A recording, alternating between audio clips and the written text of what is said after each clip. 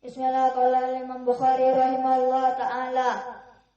Haddatsana Qabisah, haddatsana Sufyan, an Ibn Jurayd, an Sulaiman, an Tawus, an Ibn Abbas radhiyallahu anhuma, qala kana Nabi sallallahu alaihi wasallam yad'u minal laili, Allahumma lakal hamdu anta rabbus samawati wal ard. Lakal hamdu anta qayyimus samawati wal ard. Wa man fihi lakal hamdu anta nurus samawati wal ard. Qaulukal haqqu wa wa'dukal haqqu wa liqa'uka haqqu wa jannatu haqqu wa nuruka haqqu wa sa'atu haqqu. Allahumma laka aslamtu wa bika amantu wa alaika tawakkaltu wa ilaika anabtu wa bika akhsamtu wa ilaika akamtu wa ilaika hakamtu faghfirli ma qaddamtu wa akharatu wa ma akhartu wa asrartu wa a'lantu anta ilaha la ilaha anta ilahi la ilaha li khairuka. Haddatsana Thabit ibn Muhal haddatsana Thabit ibn Hamal haddatsana Sufyan bihadza qala anta haqqu qaulukal haqqu. Yang tidak hafal Muhammad Ta'al Fatah hafal entah hafid tah. Bismillah, qala Imam Bukhari rahimahullah ta'ala. Haddatsana Qabisah haddatsana Sufyan an Ibn Jurayd an Sulaiman an Tawus an Ibn Abbas radhiyallahu anhuma qala kana Nabi sallallahu alaihi wasallam yad'u minal laili, Allahumma lakal hamdu anta rabbus samawati wal ard. Lakal hamdu anta nurus samawati wal ard. Qaulukal haqqu wa wa'dukal haqqu wa liqa'ukal haqqu wa sa'atu haqqu wan naru haqqu.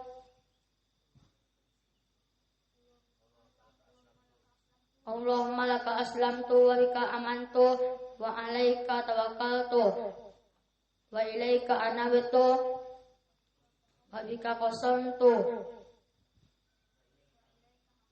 wa ilaika akamtu faghfirli ma qaddamtu wa ma akhartu wa asrartu wa a'lamtu anta ilaha illa ghairuk.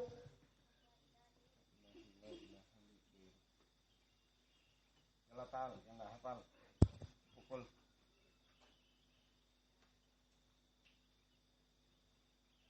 Yalla Sri waktu.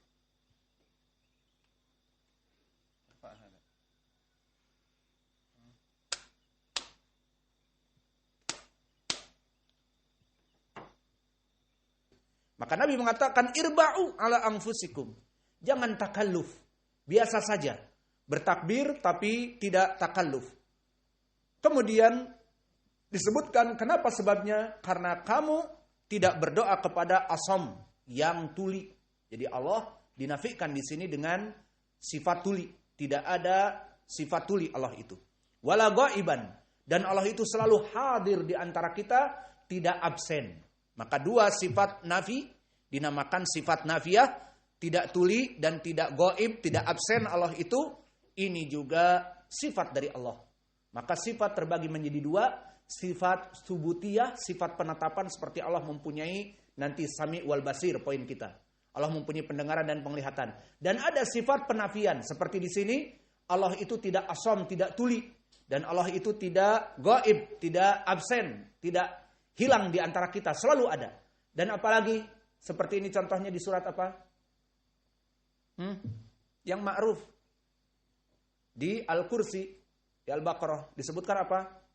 La ta'khuduhu sinatun wala naum. Apa makna sinah? Muqaddimah naum, seperti kalian.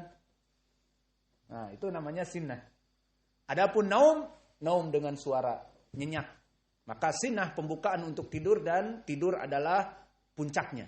Maka Allah melepaskan diri dari sifat itu. La ta'khuduhu sinatun wala naum. Maka ini contoh dari sifat penafian. Maka sifat penafian pun sifat Allah. Maka Allah tidak mempunyai sifat ngantuk dan tidur. Dan juga di sini Allah tidak mempunyai sifat tuli dan tidak mempunyai sifat hilang dari keadaannya. Maka inilah dari sifat Allah. Maka kalian tidak berdoa kepada zat yang tuli dan yang gaib. Tad'una sami'an basiro. Qoriba. Namun kalian berdoa kepada zat yang maha mendengar dan maha melihat dan maha dekat. Selesai dari pembahasan poin kita. Mana poinnya? Permasalahan tauhid. Mulai apa yang sesuai dengan mutabaqah dengan judul bab. Apa? La sami'an basiro. Maka dua sifat ini sami'an basiro masuk kepada bab. Lihat bab di atas. Menukilkan dari Aisyah tentang sami'an basiro dan sebagainya. Maka poin pendalilannya telah kita lewati sami'an basiro. Sekarang faidah. Kemudian datang Nabi kepadaku dan aku dalam hati, kata Abu Musa al-Asy'ari, membaca la haula wala quwata illa billah. Maka dikatakan oleh Nabi kepadaku seakan-akan Nabi mendengar. Dan ini dari mukjizah Nabi.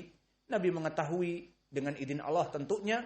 Di saat bergelutup Abu Musa di dalam hatinya atau dia mengucapkan dengan pelan la haula wala quwata illa billah, maka Nabi mendatanginya dan mengatakan apa yang diucapkan oleh Abu Musa. Qul, katakanlah wahai Abu Musa. Maksudnya Abu Musa tadi mengatakan tapi sungkan. Maksudnya tidak ada tazkiyah dari Nabi ataupun tidak ada acceptance, penyetujuan dari Nabi. Di sini malah diperintah. Qul la haula wala quwata illa billah. Katakanlah la haula wala quwata illa billah, tidak ada kekuatan dan perubahan kecuali dari Allah Jalla wa Ala. Fa innaha kanzun min kunuzil jannah. Karena dia itu adalah harta karun dari harta-harta karun dunia surga.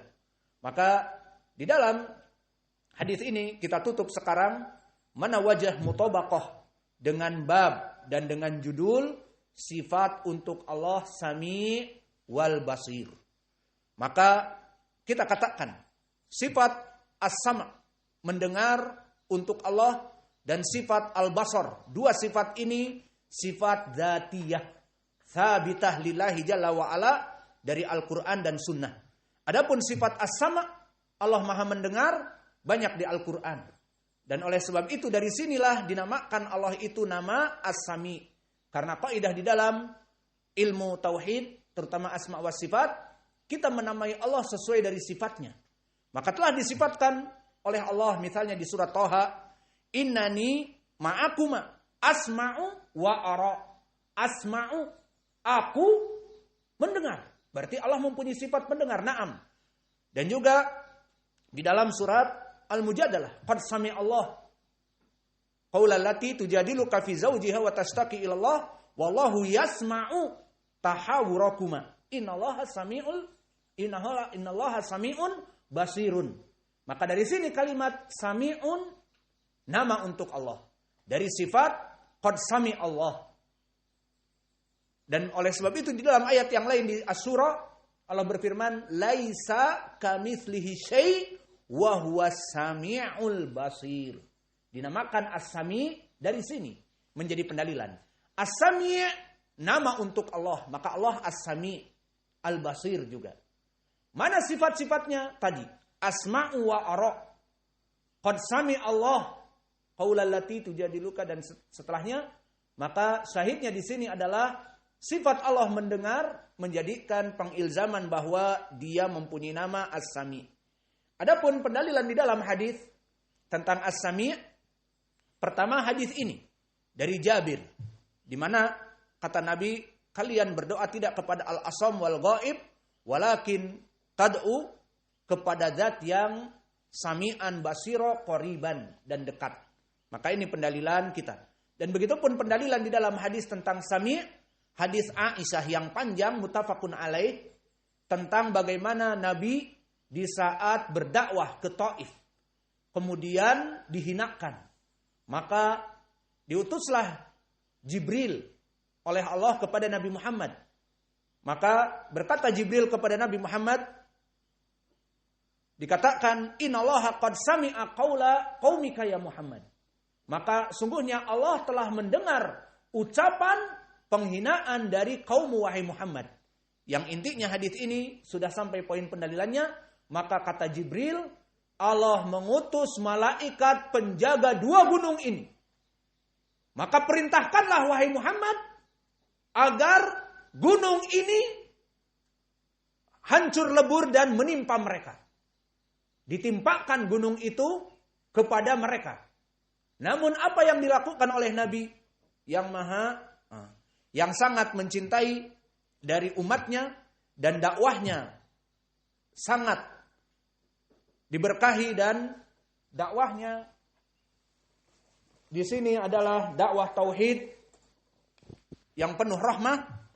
Dia mengatakan bahkan bal arju an yakhrujallah min aslabihim man ya'budullah wahdah la syarikalah. Bahkan aku tidak ingin menghancurkan mereka, tetapi aku menginginkan justru Allah mengeluarkan dari tulang surbi mereka para muwahhidun, la yusriku bihi syai'a, yang tidak melaksanakan kemusyrikan kepada Allah. Lihat bagaimana doa Nabi kita Muhammad, bukannya dia sakit hati dan marah, kemudian mengadab dari orang-orang kafir musyrik, tetapi malah meminta doa. Di saat disiapkan malaikat untuk menghancurkan mereka, menjatuhkan gunung kepada orang-orang yang ada di sekitar gunung tersebut, malah perintahkan saja wahai Muhammad, kata malaikat penjaga gunung ini.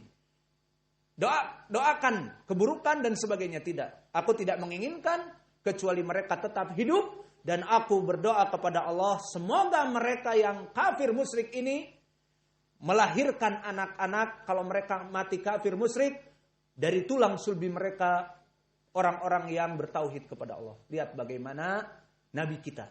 Maka kalau Nabi kita akhlaknya mulia seperti itu, kita da'i ilallah harus mempunyai akhlak-akhlak yang mulia dan lebih mendahulukan kepentingan dakwah dari kepentingan pribadi. Lihat Nabi.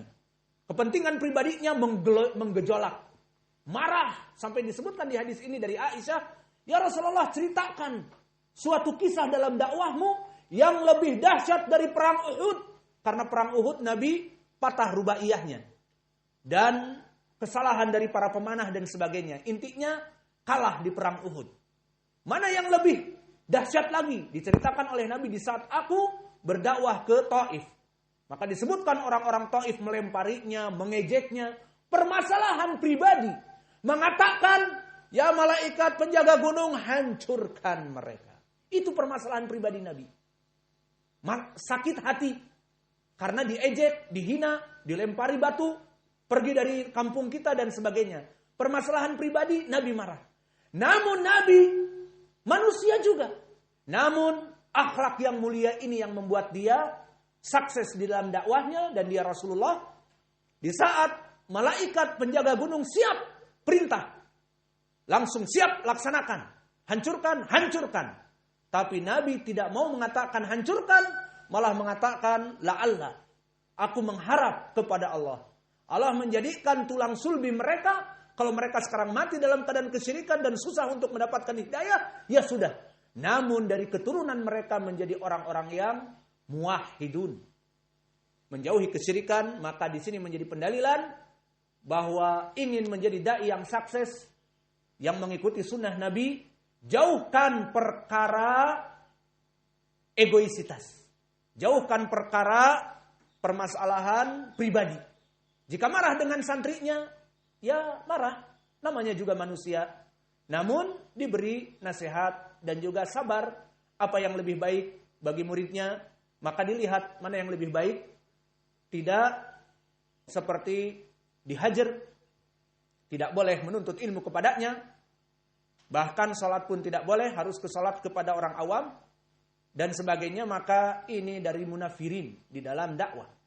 Permasalahan egoisitas pribadi, kita manusia mempunyainya. Namun dahulukan kepentingan dakwah. Apakah akan menyebabkan manusia lari dari sunnah jika aku mengusirnya? Atau aku membuat keras kepadanya? Akan bergabung dengan kelompok proja. Akan bergabung dengan orang-orang awam yang mungkin akan membuat dia lari dari sunnah. Maka fikirkan ini semua. Masalah pribadi tidak akan ada habis-habisnya. Manusia tidak akan habis dengan pribadinya sampai dia meninggal. Alhamdulillah, inilah dakwah yang Nabi ajarkan kepada kita. Kemudian sifat yang kedua, Al-Basir. Adalah nama untuk Allah dari sifat Al-Basar, maha melihat. Maka basar dari sifat dzatiyah yang terus bersambung. Jangan setelah itu Allah menjadi buta, tidak. Sifat Sami, Allah selalu mendengar. Dan sifat Al-Basir, keduanya sifat dzatiyah yang bersambung dengan Allah. Maka pendalilannya dari Al-Quran dan Sunnah banyak. Di mana Allah berfirman seperti di ayat yang kita baca tadi. Laisa kamitslihi syai' wa huwas samiul basir. Di sini menjadi penamaan untuk Allah. Dia maha mendengar dan maha melihat. Adapun di Al-Quran yang lainnya disebutkan innallaha kana sami'an basira. Bahwa sungguhnya Allah itu maha mendengar dan melihat. Maka inilah pendalilan dari dua Al-Quran menandakan bahwa Allah Sami dan Basir. Dan di dalam hadis ini. Apa? Jika kalian bertakbir dan bertasbih, janganlah berteriak-teriak. Karena kalian berdoa kepada zat yang la aqsam, yang tidak dalam keadaan tuli dan dalam keadaan gaib. Tetapi dalam keadaan sami'an basiron qoriban. Inilah dari pelajaran Sahih Al-Bukhari yang kita berikan. Mohon maaf atas kepanjangannya. Wa naktafi ilahuna wa jazakumullahu khaira. Hanya sekedar 1 jam ya. Coba kita belajar 1 jam. Lebih dikit. Alhamdulillah. 1 jam lebih dikit.